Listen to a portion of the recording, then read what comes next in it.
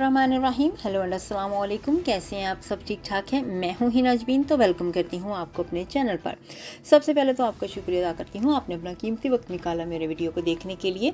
और उसके बाद अगर आपने मेरे चैनल को अभी तक सब्सक्राइब नहीं किया तो काइंडली कर लीजिए और नोटिफिकेशन का बटन ऑन कर लीजिए। इमरान खान को चेयरमैन PTI के ओहदे से हटाने की दरख्वास्त दायर। इलेक्शन कमीशन ने इमरान खान को नाअहल कर दिया। पार्टी चेयरमैन का ओहदा रखने का कानूनी जवाज नहीं रखते। ओहदे से हटाकर नया PTI चेयरमैन मुकर्रर करने का हुक्म दिया है। लाहौर हाईकोर्ट में दायर दरख्वास्त में इस्तदा।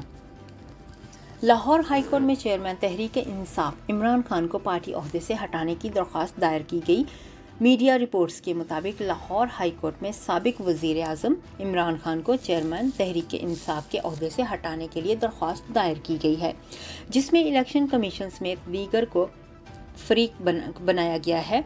बताया गया है कि दरख्वास्त गुजार आफाक एडवोकेट ने अपनी पटिशन में तहरीक इंसाफ को नया चेयरमैन मुकर्रर करने का हुक्म देने की इस्तदा करते हुए मौक़िफ़ अपनाया कि इलेक्शन कमीशन ने इमरान खान को नाअहल कर दिया है, इसलिए वो अब चेयरमैन का ओहदा अपने पास रखने का कानूनी जवाज नहीं रखते, जिसकी बुनियाद पर अदालत इमरान खान को चेयरमैन तहरीक इंसाफ के ओहदे से हटाए और तहरीक इंसाफ को पार्टी का नया चेयरमैन मुकर्रर करने का हुक्म दे।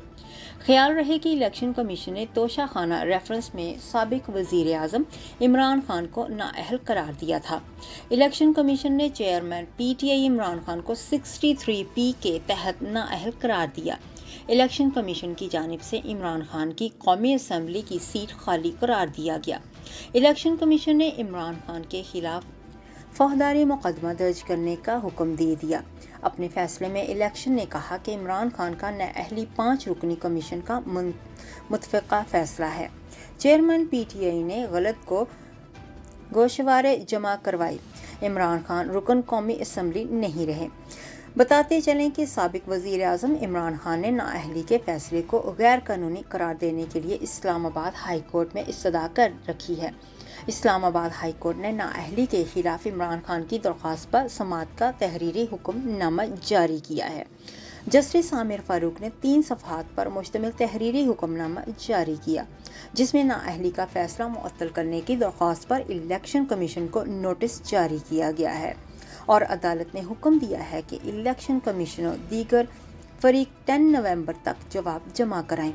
इलेक्शन कमीशन को मियांवाली में ज़मनी इलेक्शन का शेड्यूल जारी करने से रोक रहे हैं, जबकि 21 अक्टूबर को इलेक्शन कमीशन का फैसला रिकॉर्ड कर रहे हैं।